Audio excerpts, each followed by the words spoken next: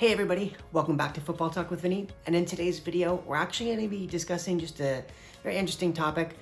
So this morning on Get Up, it's a show on ESPN, Ryan Clark had tweeted something out about Tom Brady. So in the tweet, he said, "I believe Tom Brady is the GOAT. He's had the greatest career at the most important position in sports.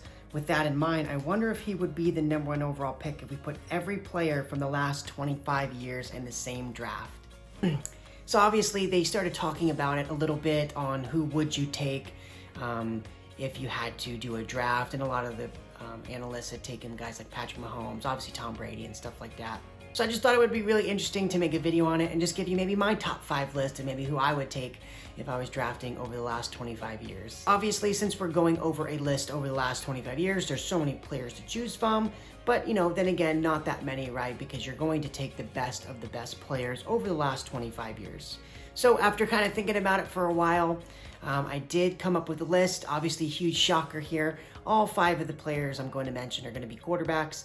So again, it's definitely the most important position in the NFL. So especially if you're taking a period of 25 years, if you really don't take a quarterback, it's kind of not wise, because even if you take a guy like Randy Moss or Calvin Johnson, they just don't affect the game as much as some of these top-end Hall of Fame quarterbacks do. So with that being said, we're going to get right into the list. What I'm actually going to do is I'm just going to start at #1. I'm not going to go from 5 to 1. We're just going to start at #1. Just pretend it is an actual draft. Okay, so let's get started. So with the first pick, if I could take any player over the last 25 years, which by the way, we're talking about the 1997 NFL draft and recent, right? So that's really the last 25 years. That's what it breaks down to. So if I could take any player from the 1997 draft up until now, to me, with the first pick, it's close because they're all good quarterbacks, but to me, I think if I had the first pick, I'm taking Peyton Manning. And to me, it's not as close as the other 4 are. Now, I think maybe some of you think that I might have gone Tom Brady or maybe even Patrick Mahomes, right? Those are the 2 probably most popular picks, if you guys were to make your own list. But to me, I think that Peyton Manning was just the best quarterback. But even a lot of you are probably saying, oh, that's ridiculous. How can you possibly put him ahead of Tom Brady when Tom Brady consistently beat him?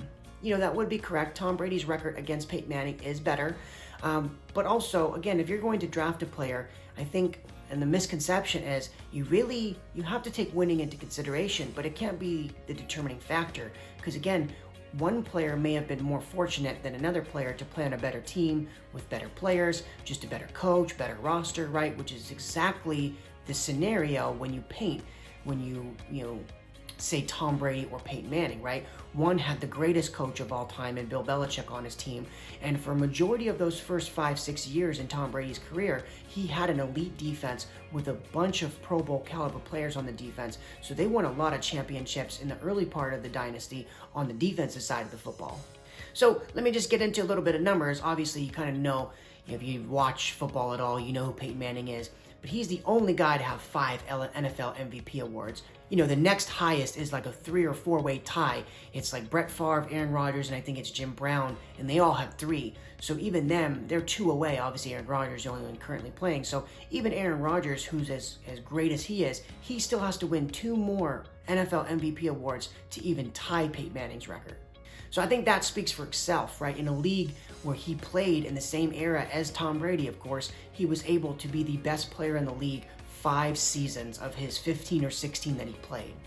And then as far as the statistics between the Manning and Brady rivalry, I wrote a couple of them down to kind of go over them.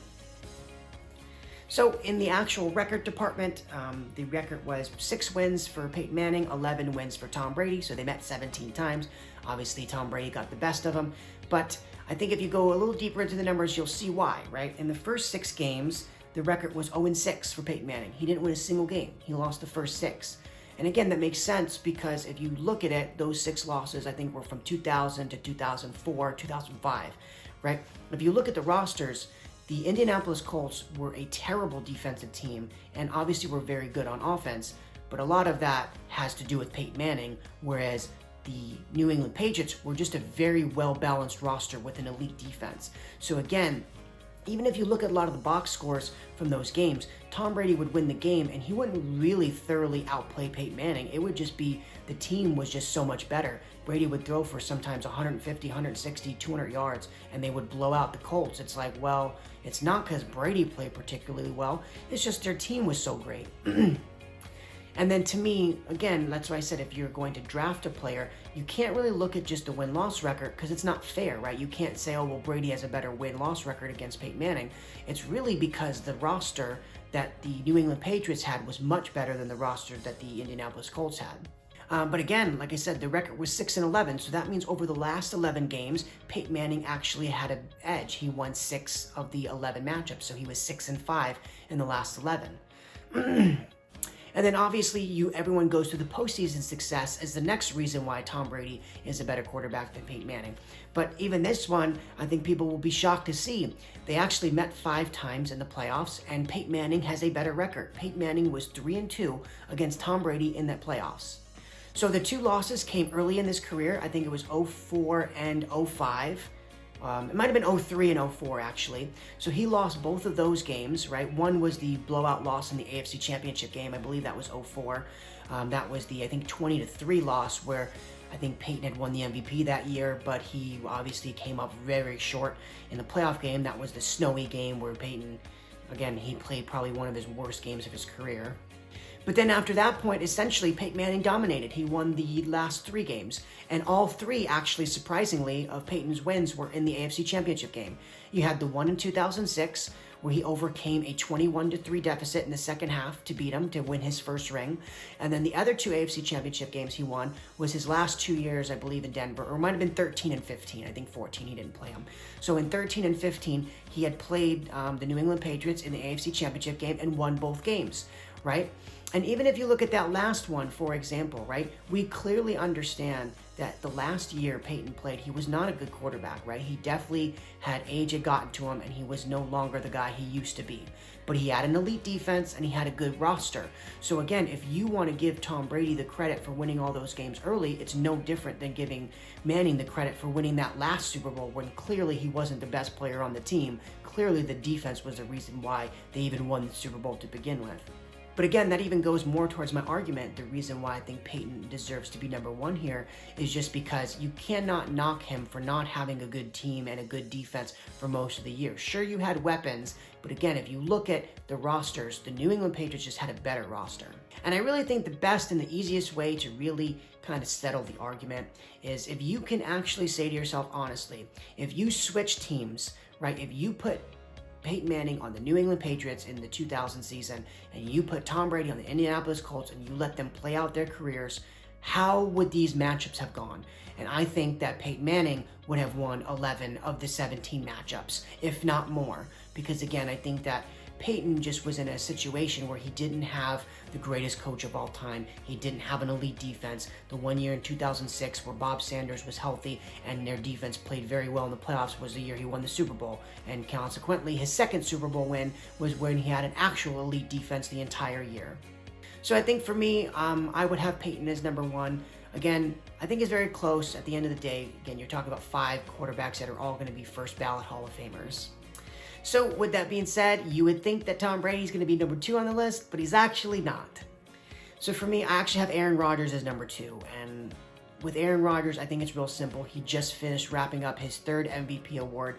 I think he's in a similar situation, sort of, to Peyton Manning in that he just has not been surrounded with a talented defense specifically, right? He's had talent on the offensive side of the ball, and a lot of that has to do with Aaron Rodgers just making every player around him better.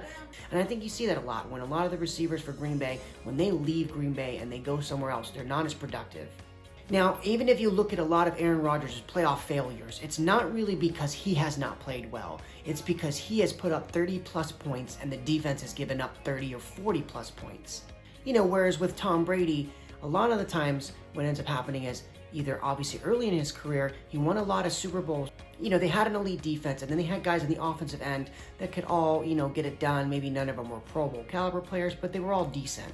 Whereas towards the end of Tom Brady's career, at least in New England, right, he started to get more weapons, especially like 2007 to like 13, 14. He had a lot of weapons and he was putting up bigger numbers, and they were winning on the offensive side of the ball, but they still had a better defense, I think, than the Colts have ever had. Because even if you talk about the year that New England had beat Seattle in the Super Bowl, they had a lot of good players on the defense too. They had guys like Darrelle Revis, right, and Patrick Chung and Dante Hightower, so they had some defensive players as well. So again, this is not like a knock on Tom Brady. This is just when you're analyzing a player from a talent perspective, you have to understand that there are other factors in play, especially in you're talking about a football game where there's 53 guys on a roster. So there's so many things that impact whether you win or lose a ball game that it's hard to just say because Brady has 7 rings, he's the greatest quarterback to ever play, right? He has been fortunate in some circumstances to be in situations where it's been beneficial for him. Now, obviously, he is a great player, right? He's obviously going to be in my top 5. But again, I just think that if you were to put, for example, Aaron Rodgers over the last 13 years, if you put him in New England, right, with that system, with Bill Belichick, with the defense they've had, I think Aaron Rodgers would have more than one Super Bowl as well. So now third on the list, this one was probably the toughest for me to rank, just because, like I said, I think from a talent perspective, I just believe that Peyton Manning was just a better quarterback, and Aaron Rodgers, I think, is a little better than Tom Brady. But this one, I think, is very close. I think a lot of it has to do with the fact that, obviously, this next guy has not finished his career or nowhere close to it. But I think from a talent perspective, I'm going to take Patrick Mahomes before I take Tom Brady. Again, I think this one is really close. But obviously, from the throws that Patrick Mahomes can make, only Aaron Rodgers in his prime was making throws like that. So again, it's tough to not take this guy. Again, he's one of the youngest MVPs in league history. He already has a Super Bowl MVP. He's been to 2. I think his team is going to be favored for the foreseeable future. So if he can win another 1 or 2 with this current group that he has, he's so young that it'll be kind of like Tom Brady and Peyton Manning. He'll have a second career, so to speak, once the players that he's playing with now, once they get old and retire at the quarterback position, you really get 2 separate careers, right? He's going to be able to rebuild that roster with a whole bunch of new players and maybe set up a second dynasty if he's this special, right? Because most position players play about 10 years, and that's if they're really good. So again, if he's going to play 15 to 20 years, you're in a situation where these next 4 or 5 years, he's going to have mainly the roster he has, but then those guys will get old. You'll have to replace them. And then maybe in a decade or so, he'll have a whole completely new roster. And again, maybe that will be the second part of his, winning championships phase. You really saw it in New England, right? They won a bunch of championships early, and then those middle years, 2005, 6, 7, 8, they got to like 1 or 2 Super Bowls. I think they got to just the 1 actually in 2007, and they lost that one to New York. But again, you had to kind of rebuild the roster from a defensive team to more shifting back to an offensive team, right? So that takes a couple years to kind of transition to it. But again, from a talent perspective, I think that Patrick Mahomes is very special, of course, right? So I just think that if you're just judging it based on talent, right, I think Patrick Mahomes is maybe a more talented player than Tom Brady. Again, taking nothing away from Tom Brady. Obviously, it feels like disrespect when you keep naming quarterbacks ahead of him. So finally at 4, I do have Tom Brady. And again, like I said, no disrespect towards Tom Brady. I think even in my playoff prediction video, I picked the Tampa Bay Buccaneers to get to the Super Bowl. Earlier that season, I actually put $100 on the Bucs to win the championship, and I got 9-1 odds on it. So again, this is in no way, shape, or form a disrespect or a slight at Tom Brady. I do think Tom Brady is one of the greatest quarterbacks to ever play, right? And just based on achievements, he's the greatest quarterback, right? If you just based it off of achievements. But again, you do have to factor in, if you're just talking about it from a talent perspective, you have to factor in the teammates you have, the coaches you have, and the situations you were in, right? I think a great example of this, if you go back 30 plus years, is Dan Marino and Joe Montana, right? I think clearly, if you were to ask most people who's the more talented quarterback, I think almost everyone's going to say Dan Marino was more talented. Now, obviously, the more accomplished one is Joe Montana, but I think that stems from having such a great system in place, right? You have Bill Walsh, who was running the West Coast offense, which literally the West Coast offense is still being run in today's game, right? You had an elite defense for that San Francisco 49ers team. You had obviously the greatest receiver of all time in Jerry Rice. You had so much talent on your roster, it's tough not to win championships. Now again, Joe Montana is a great quarterback, But I think if you were to switch roles, if you would have put Dan Marino on the San Francisco 49ers and Joe Montana on the Miami Dolphins, the careers might play out roughly the same, except Dan Marino might win 4 championships playing with the Niners, and Joe Montana might not have won a single championship playing with the Miami Dolphins roster. So at the end of the day, this is not really a disrespect towards Tom Brady. I think it's just acknowledging that, from a talent perspective, there are other quarterbacks over the last 25 years that are maybe more talented. But again, having Tom Brady fourth, I'm not disrespecting him because they still have him as a top 5 player over the last 25 years in terms of talent perspective. And again, there's not much that needs to really even be said about Tom Brady, right? He holds most of the passing records. Obviously, a lot of that comes with the longevity of playing. Again, every Super Bowl record he has, and it's going to be really tough to beat because he's played in 10 of those games. It's going to be really hard for any player, let alone quarterback, to make it to 10 Super Bowls. So good luck with that. And again, I think the longevity really helps him as well, right? Because if you look at a guy like Peyton Manning, he's played 15 years. I think it's 15 or 16, whereas Brady's going on like year 21, 22, right? If Brady would have retired on year 15 or 16 like Peyton Manning did, right, the numbers would be, I don't think he actually would have caught Peyton in the amount of touchdowns thrown and a lot of the records he passed Peyton, and I don't think he would have passed those if he didn't play those extra 5-6 years. Again, no disrespect to Tom Brady. He's fourth on the list, obviously a fantastic quarterback. And then very quickly to round up the top 5, I'm going to go with Drew Brees. Again, Drew Brees is probably second, I think, now to Tom Brady in almost all the passing categories. So it's tough not to have him on that list over the last 25 years. Again, he just provides so much value from a talent perspective. Again, even if you were to go like on the defensive side of the ball, maybe a guy like J.J. Watt or probably Aaron Donald, who has 4 defensive MVPs, I just don't think getting a guy like Aaron Donald is going to provide more wins than a guy like Drew Brees. So it's tough for me to take anybody but a quarterback. So that's going to be my list. Obviously, I think many of you might disagree with it. Maybe you may disagree with the order, not necessarily the names that were in the list. But again, maybe feel free to comment below. Tell me what your list is and where you would rank them. And if you don't have some of these guys, why would you not have them on there? But again, I think, this is just a fun thing to do. I think personally, like I said, Peyton Manning has 5 MVP awards. I think once the player retires, we kind of forget. But again, he has so many MVPs. He set all the records. He literally changed the way that football is played. Kind of like how we talk about in the NBA with Steph Curry changing what the three-point line means to an NBA game.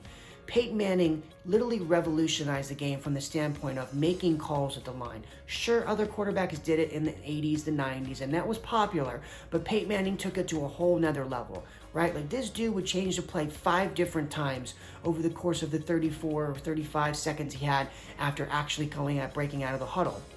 And also just him running the no huddle, right? He made that popular. A lot of teams run the no huddle now. A lot of teams have their star quarterbacks make checks from the line of scrimmage. It's almost to this point, it's like if you're a great quarterback in today's game, you have to be able to do that. Whereas before, it was like an anomaly.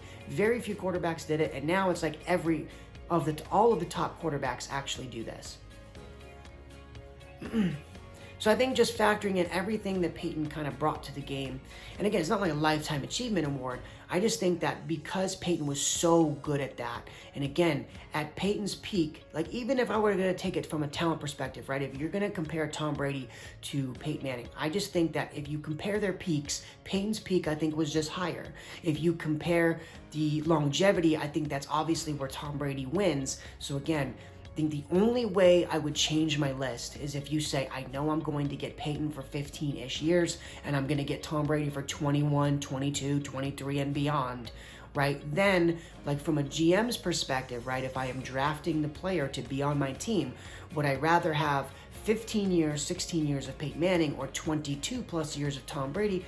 Then at that point, I think the argument kind of shifts into Tom Brady's favor because it is so close. So again, if you're going to give me 6 more years, I may take Tom Brady number 1 in a draft. But again, if we're just talking from a talent perspective, who would I want for the next 15 years, right? If you're going to draft them all, at 21, 22, 23 years old, who do I want for the next 15 years? I would take Peyton Manning, and that would kind of be my list in that order. But again, thank you guys so much for watching the video. Hopefully it wasn't too long. And also, I just want to say one thing in terms of this channel. So what I'm going to be doing, it's going to probably take a little bit longer, is I'm going to kind of recap each team on an individual episode of how each team's offseason went and what I think their hopes, or I guess their upcoming season's going to maybe look like based on the moves that they did. So look forward to those videos, obviously, because I'm going to make 32 of them.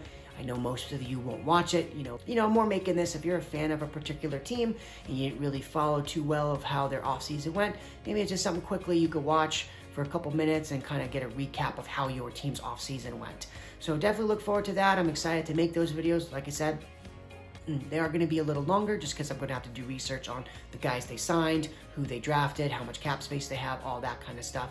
So it's going to take me a little longer. Again, I'm going through all 32 teams as well. So I'm super excited about that. But anyways, that's going to do it for this video. Thank you guys so much for watching. If you liked the video, please make sure to leave a like. It does help out the channel. And also subscribe if you're not already subscribed, as that does help the channel grow as well. So thank you guys so much. I look forward to the next video. Bye.